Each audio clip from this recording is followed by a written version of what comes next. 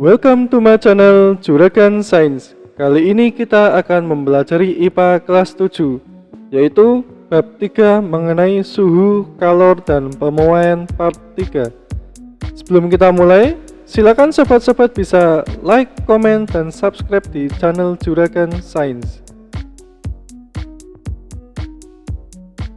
Perpindahan kalor. Kalor berpindah dari benda yang bersuhu tinggi ke benda yang bersuhu rendah.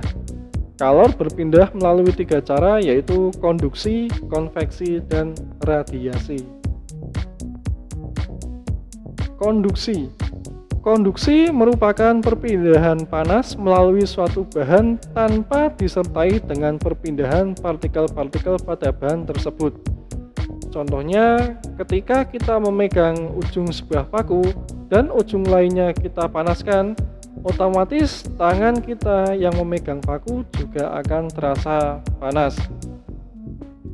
Jadi bisa dikatakan konduksi itu perpindahan panas di mana partikel-partikel zatnya tetap atau tidak berpindah. Konduksi terjadi hanya pada zat padat.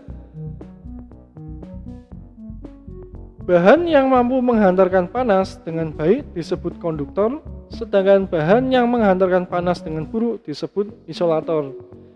Biasanya, bahan konduktor itu ialah macam-macam logam, sedangkan isolator itu selain logam. Yang kedua adalah konveksi. Konveksi adalah perpindahan kalor dari satu bagian ke bagian yang lain bersama dengan gerak fisik dari partikel-partikel bendanya. Contohnya, ketika kita memanaskan sebuah air dalam panci, air yang kontak dengan panas itu hanya bagian bawah, dan ternyata air bagian atas yang tidak kontak dengan api juga ikut panas. Dapat disimpulkan bahwa konveksi hanya terjadi pada zat cair dan zat gas. Contoh lain dari peristiwa konveksi ialah angin laut dan angin darat.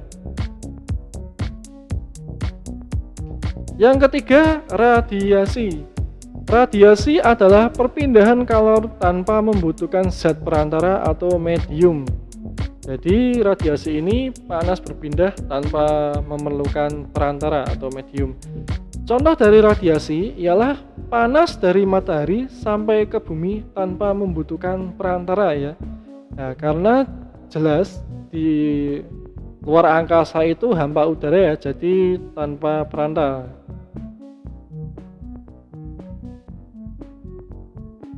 Pemuaian. Secara alamiah, jika suatu benda dipanaskan, maka akan terjadi pemuaian.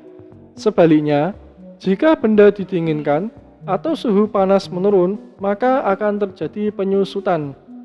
Atas dasar itulah, para ahli konstruksi dan desain bangunan, jembatan, dan jalan raya harus memperhatikan sifat pemuaian dan penyusutan bahan karena perubahan suhu.